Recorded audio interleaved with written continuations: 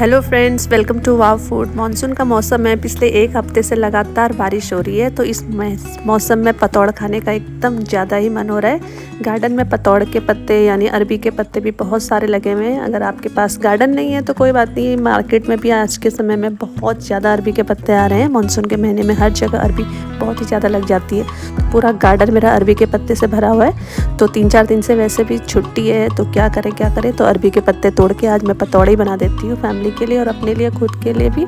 अरबी के पत्तों को वैसे तो धोने की ज़रूरत नहीं होती है, 6 दिन से बारिश हो रही है, 6 दिन से धुले हुए हैं, बट फिर भी प्रिकॉशन के लिए थोड़ा सा धो दिया है मैंने इनको। धोने के बाद इसके जो ये डंठल होते हैं, ये डंठल जो लंबे अगर साइज़ में है तो इनको काट दीजिए, बिल्कुल बॉटम से काट दीजिए। और उसके बाद बॉटम से काटने के बाद जो ये डंठल है, इनको चाकू के साथ आधा काट के इसको रेशे निकाल दीजिए। देखिए कैसे निकालने हैं इसके रेशे।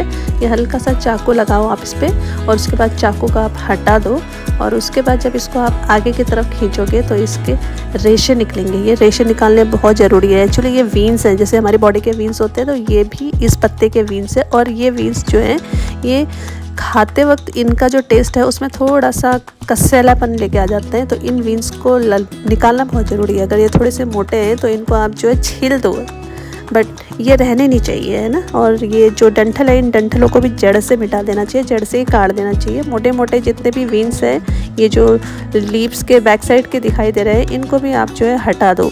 इनको नहीं हटाएंगे ना तो बहुत कसेले लगेंगे और आपकी सारी मेहनत बेकार हो जाएगी, और खाते वक्त ये मुंह में लगते हैं, और वो जो फीलिंग है मुंह में लगने की, वो बहुत ही ख़तरनाक होती है। उसके बाद अगर आपके बच्चों को ऐसा कसेला लगा तो फिर ज़िंदगी में कभी फिर दोबारा से ये पकौड़े खाएंगे ही नहीं, इतना ज़्यादा टेरिफिक वो कसेलापन होता है। और अब जो है इसके ऊपर हमको बेसन की लेयर लगानी है, तो इसके लिए मैंने देखो आधा केजी बेसन ले लिया है। बेसन में आप जो है चावल का आटा भी मिला सकते हैं। 1 बाउल चावल का आटा मिलाइए। मेरे पास चावल का आटा तो नहीं था, मैंने चावल भिगा के उसका पेस्ट बना दिया है। 2-3 घंटे में जो है चावल भीग जाता है, मैंने भिगा दिया था मॉर्निंग में। अब मैंने उसका पेस्ट बना दिया है, तो उसी पेस्ट को मैंने बेसन में मिक्स कर दिया है। अदरवाइज़ लोग चावल का आटा भी मिलाते हैं, हल्का सा दरदरापन आता है तो अच्छा लगता है खाते वक्त।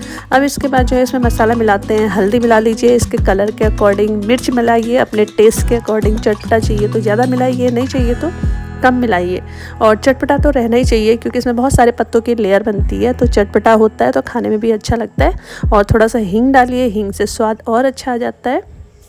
अब पतौड़ के पकौड़ों को और चटपटा बनाने के लिए हम लोग एक स्पेशल मसाला भी तैयार करते हैं। उसमें आप जो है थोड़ा 1 चम्मच जीरा लीजिए, 1 चम्मच साबुत धनिया लीजिए, 1 चम्मच काली मिर्च लीजिए, थोड़े बहुत आप लहसुन, थोड़ा बहुत अदरक, थोड़ी बहुत मिर्च, और ये जो बीच में पाउडर रखा था वो था अमचूर पाउडर। अमचूर पाउडर डालना बहुत ज़रूरी है। इन सबको आप मिक्सी में पीस के, इसका बहुत अच्छा सा कलर आ गया है, इसको भी आप उस बैटर में मिला दीजिए जो आपने बेसन का बैटर बना रखा है। अब बड़ा जो है आपका ये चटपटा हो जाएगा। फिर मैंने सोचा रिस्क क्यों लेना है, क्योंकि इतनी मेहनत करके मैं पतौड़ बना रही हूँ। अगर वो गले में करकरा लगेगा तो फिर बड़ी मुश्किल हो जाएगी। तो मैंने क्या सोचा, अपने गार्डन में नींबू के पेड़ लगे हुए हैं, तो नींबू के पेड़ से 2-3 नींबू भी तोड़ लिए मैंने, और उन नींबुओं को भी मैंने उसमें ऐड कर दिया है। अदरवाइज़ अगर आपने अमचूर पाउडर डाल दिया है आधा कटोरी, तो वही बहुत हो जाता है। मतलब 2 बड़े स्पून अमचूर पाउडर डाल देंगे तो उतना ही इनफ हो जाता है, नींबू डालने की ज़रूरत नहीं होती। पर मेरे पास तो ऑलरेडी नींबू रखे हुए हैं घर में, तो इसीलिए मैंने उसको डाल दिया।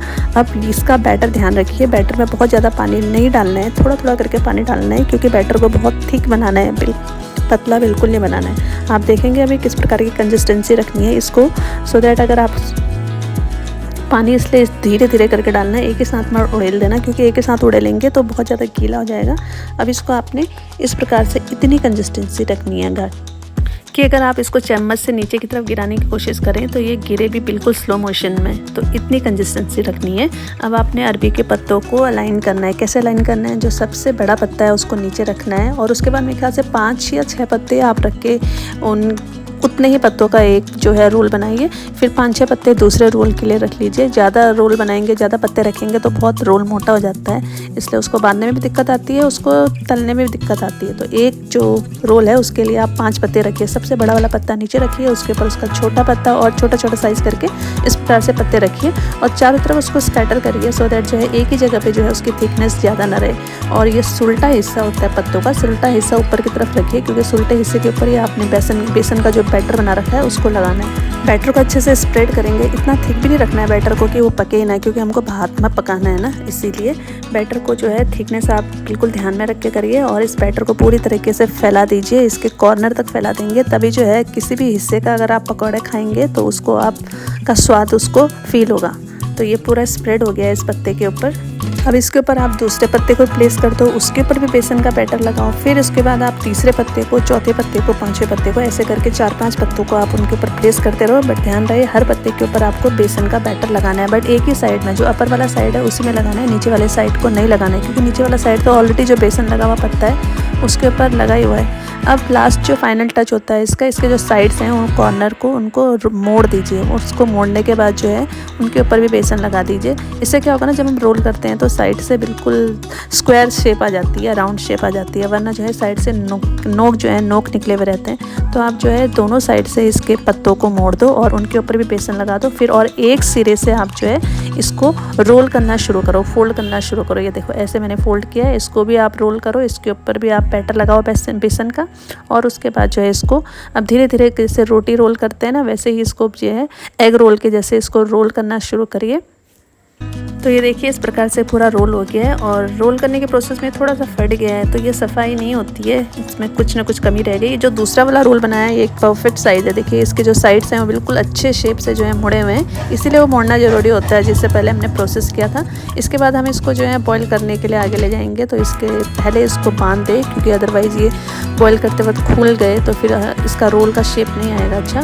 और बॉईल करने के अपने अपने तरीके हैं, अपने अपने जुगाड़ हैं। मैंने तो ये बड़ी कढ़ाई ली है, इसके ऊपर ये चिमटा रख दिया और उसके ऊपर इन पीसेस को रखना शुरू कर दिया। अदरवाइज़ अगर आपके पास मोमो का बर्तन है तो उसमें भी हल्का सा तेल लगा के उनके ऊपर भी इन रोल्स को रखा जा सकता है, बट ये रोल्स बहुत बड़े हैं तो मोमो के बर्तन में आ नहीं रहे। ये कढ़ाई मेरे पास बड़ी वाली कढ़ाई थी, तो मैंने इसके ऊपर थोड़ा सा जुगाड़ करके इन रोल्स को प्लेस कर दिया है। अब इसको ढक देना है और मीडियम आंच में इसको करीबन 10 से 15 मिनट तक पकाना है। और 15 मिनट के बाद देखिए ये ऐसे करके बढ़िया से बॉयल हो गए हैं। बॉयल होना नहीं है, मतलब इसको तो आप बोल सकते हो इसको भाप में पकाया गया है, तो ये बढ़िया से सिक गए हैं ना। और उसके बाद जो है थोड़ा सा ठंडा होने दो इसको, और इनके छोटे छोटे बहुत मोटे पीसेस नहीं काटने हैं वरना मोटे हो जाते हैं। आप इनको पतले पतले रोल्स में काटिए, और तेज़ शार्प चाकू होनी चाहिए काटने के लिए, वरना ये नीचे दब जाते हैं। इनको अच्छे से काटिए, और इसके बाद इनको फ्राई करने का प्रोसेस शुरू होने वाला है। इसको सिकाई करने के लिए इसको डीप फ्राई करने की ज़रूरत नहीं है, रोस्ट करना पड़ता है। एक बार ऊपर की तरफ से रोस्ट करो, फिर उसको पलटा दो और उसको दूसरी तरफ से रोस्ट करो। तेल देखो मैंने अपने पैन में कितना रखा है, तो इतना ही तेल भी अगर आप रखते हैं तब भी ये रोस्ट हो जाते हैं। और रोस्ट करने के लिए फिर से इसकी जो आंच है उसको फिर से मीडियम में या फिर सिम में रखिए। ज़्यादा तेज़ रखेंगे तो जल सकते हैं, एकदम बहुत जल्दी डार्क कलर के हो जाते हैं। और इनको पलटने का तब है परफेक्ट टाइम जब इनका जो कलर होता है वो रेड हो जाता है। ब्लैक मत होने देना, ब्लैक होने से जो है उनका स्वाद फिर से खराब हो जाता है। तो रेड कलर का जैसे ही इनका कलर आता है आप इनको पलट दीजिए और दूसरी तरफ से भी सीखने दें उसको। और उसके बाद जो है मानसून के मौसम में घर के अंदर बैठो और ग्रीन और रेड चटनी का कॉम्बिनेशन लो, इनको सर्व करो अपनी फैमिली के साथ, इसको एंजॉय करो। बाहर मानसून है और अंदर पतौड़ की पकौड़ियाँ हैं, तो खाइए खिलाइए, बेहतर खाइए बेहतर खिलाइए और मानसून का लुत्फ उठाइए। Please like and subscribe wow food. Thank you so much.